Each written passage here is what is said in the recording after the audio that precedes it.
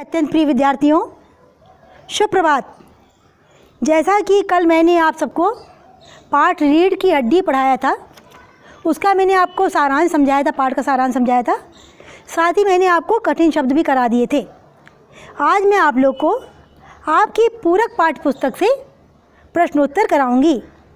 प्रश्न आप लोग किताब से देख के लिखेंगे और उत्तर मैं बोल रही हूँ, आप ध्यान से सुनेंगे। प्रश्न नंबर 1, राम स्वरूप और गोपाल प्रसाद बात बात पर एक हमारा ज़माना था कहकर अपने समय की तुलना वर्तमान समय से करते हैं। इस प्रकार की तुलना करना कहाँ तक तर्क संगत है? तो इसका बच्चों आप लोग उत्तर लिखेंगे। ये मनुष्य का स्वाभाविक गुण है कि वह बीते हुए समय को ज़्यादा अच्छा बताता है। गोपाल प्रसाद और राम स्वरूप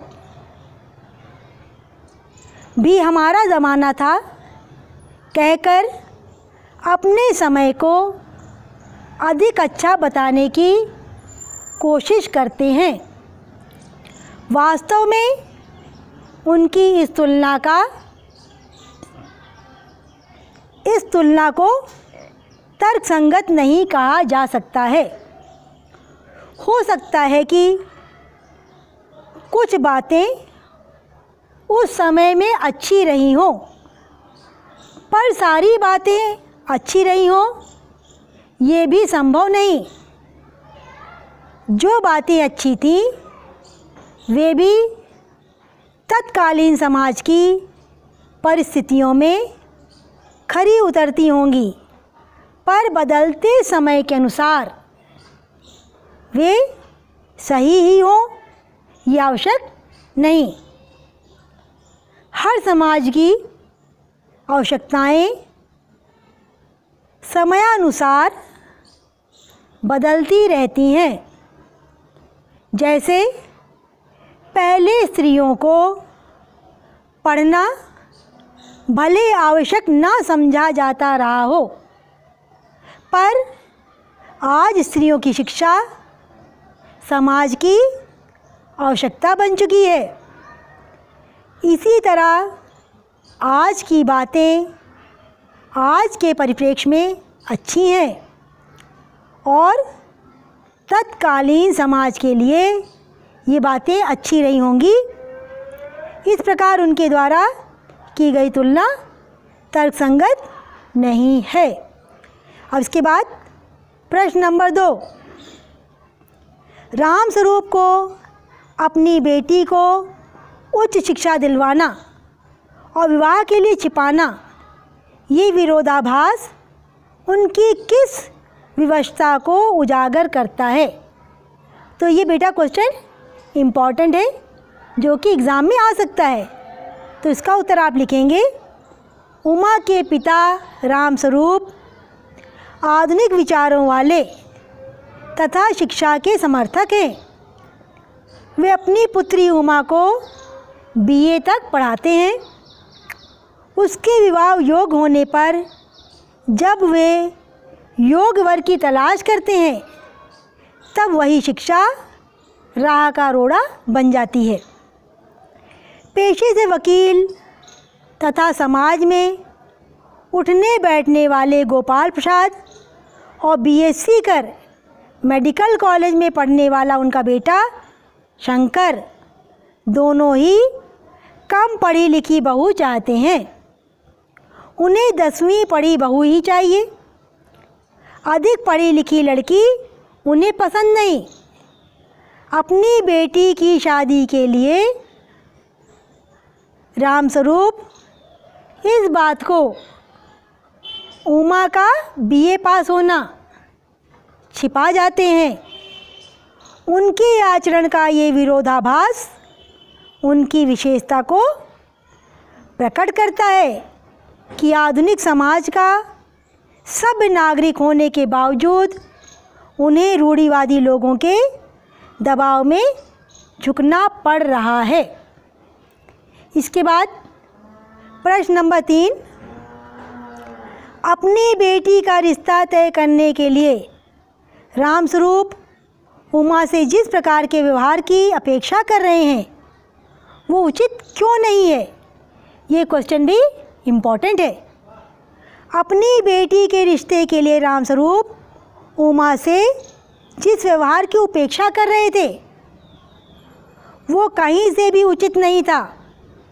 वे चाहते थे कि उमा लड़के वालों गोपाल प्रसाद और शंकर के सामने सज धज कर जाए तथा अपनी बीए पास होने की बात छिपाकर 10वीं पास होना बताए। वे चाहते हैं कि उमा वैसा ही आचरण करे जैसा लड़के वाले चाहते हैं। आज समाज में लड़की लड़के को समानता का दर्जा दिया जाता है। लड़कियां किसी भी क्षेत्र में लड़कों से पीछे नहीं हैं। अर्थात लड़की कोई वस्तु या मूक जानवर नहीं है कि किसी के इशारे पर कार्य करे। उसका भी अधिकार है कि जिसके साथ उसे जीवन भर रहना है उसके बारे में जाने। उसकी रुचियों पसंद नापसंद का भी सम्मान किया जाना चाहिए। प्रश्न नंबर 4। गोपाल प्रसाद विवाह को बिजनेस मानते हैं और रामस्वरूप अपनी बेटी की उच्च शिक्षा छिपाते हैं। क्या आप मानते हैं कि दोनों ही समान रूप से अपराधी हैं? अपने विचार लिखें। Important question. इसका उत्तर है आधुनिक विचार रखने वाले तथा शिक्षा के प्रति स्वस्थ दृष्टिकोण रखने वाले रामस्वरूप ने भी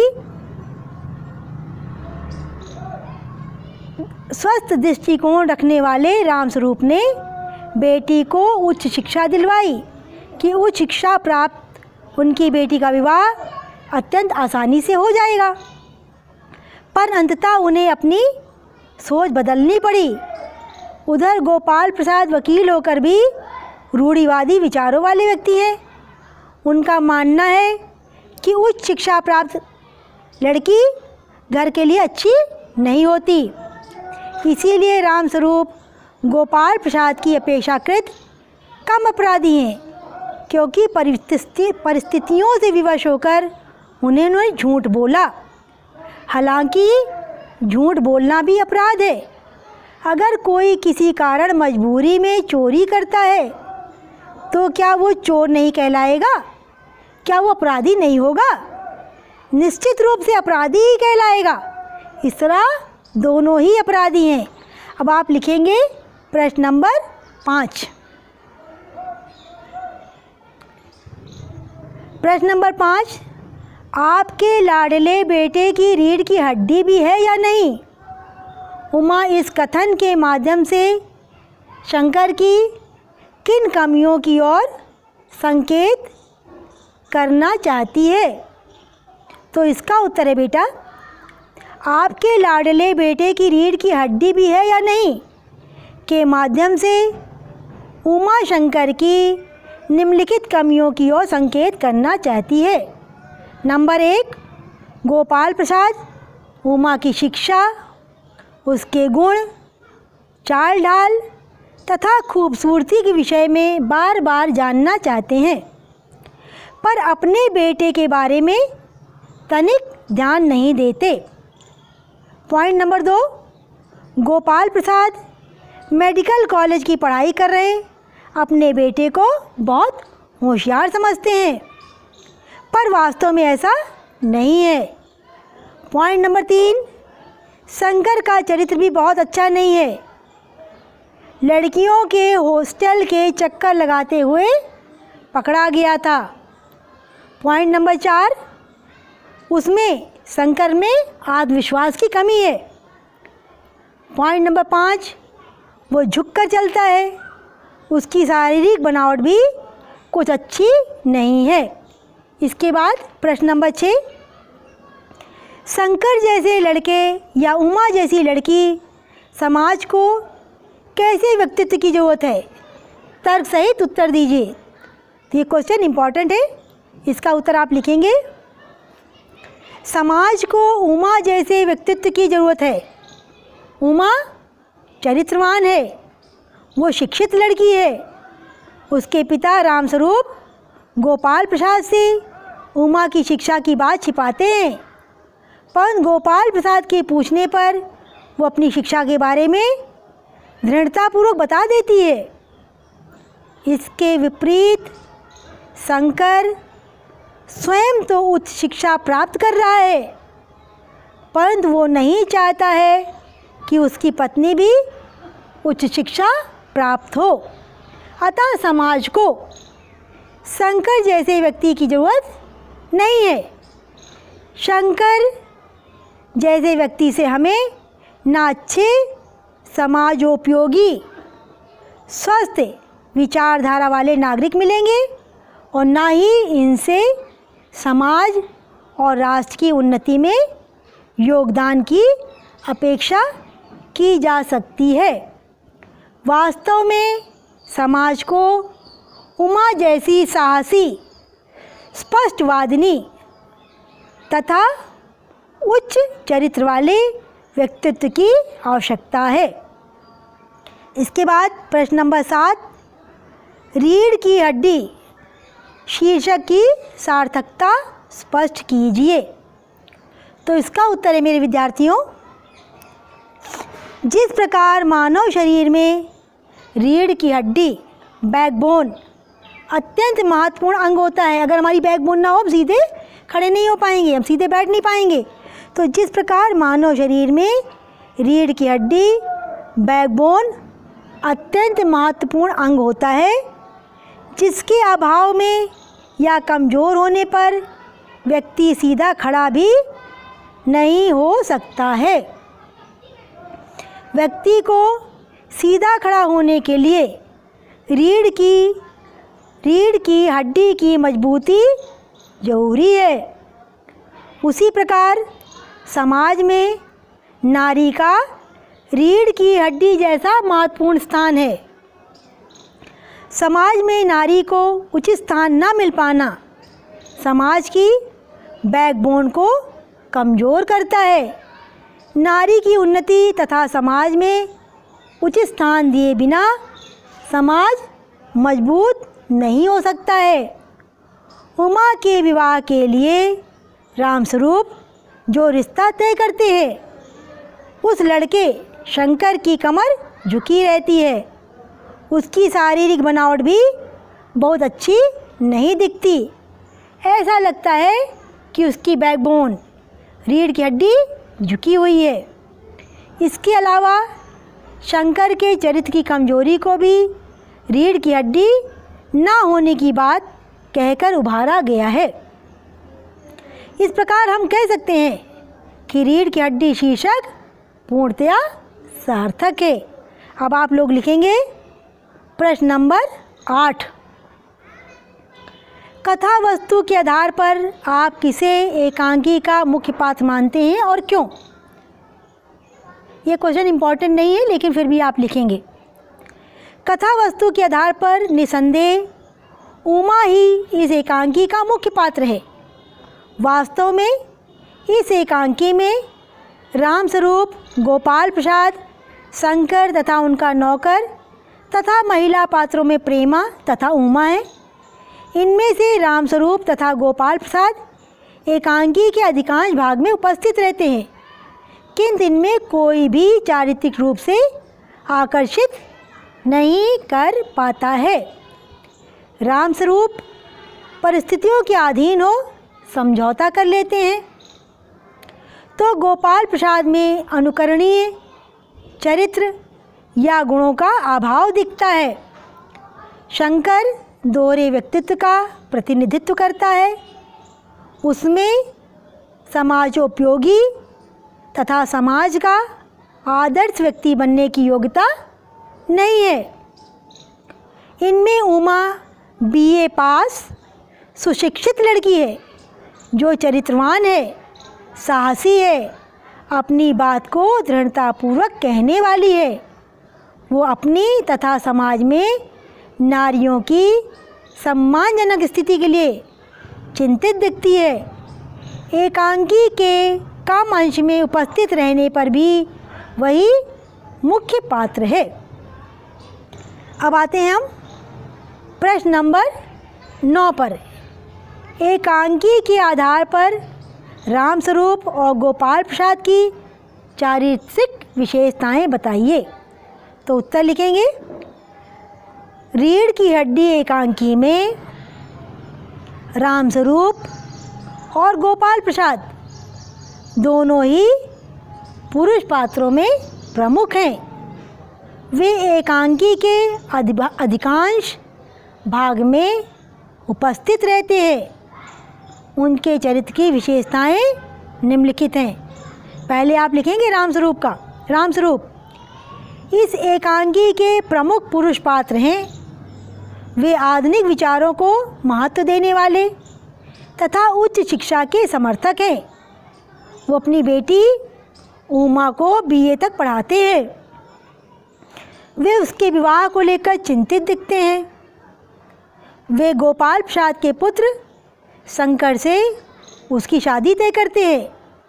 वह गोपाल प्रसाद की मनोवृत्ति जानकर उमा की शिक्षा की बात छिपाते हुए परिस्थितियों से समझौता कर लेते हैं।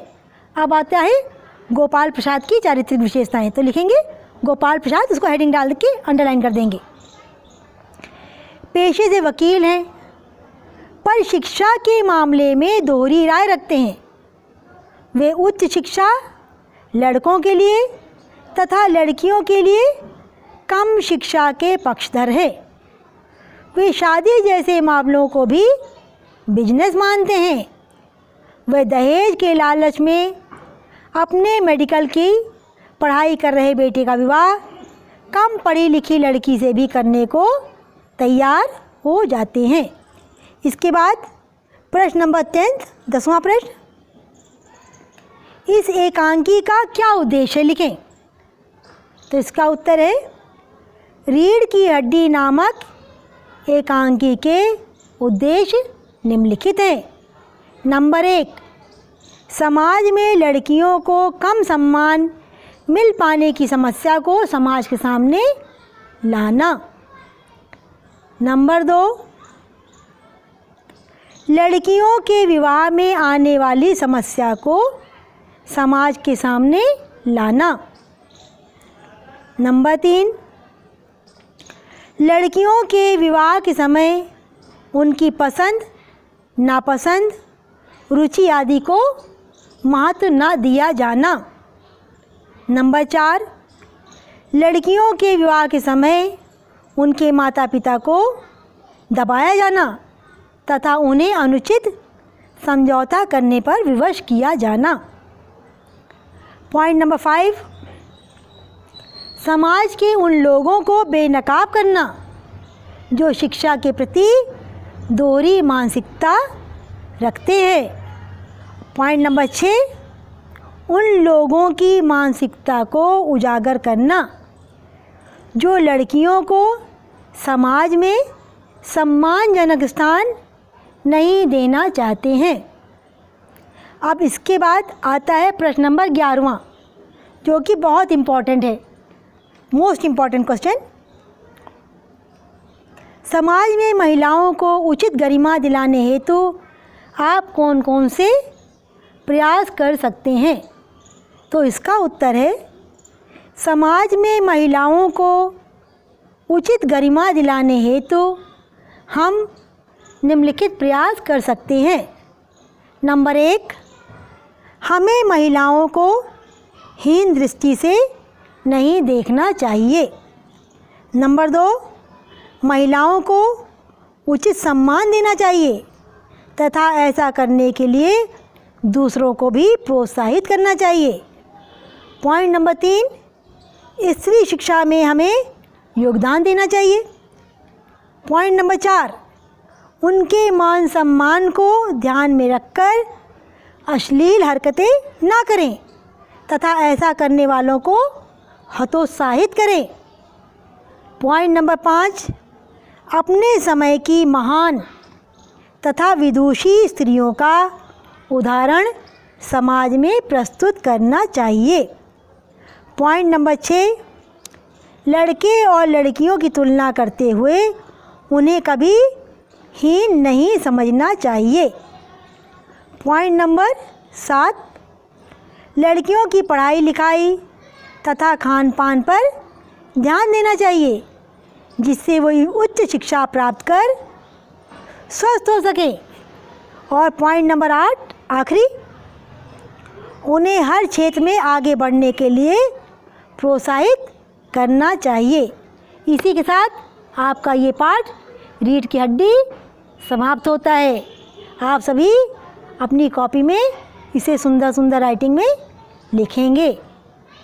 बस इन्हीं शब्दों के साथ मैं अंत में यही कहूँगी, आप सभी का दिन मंगलमय हो।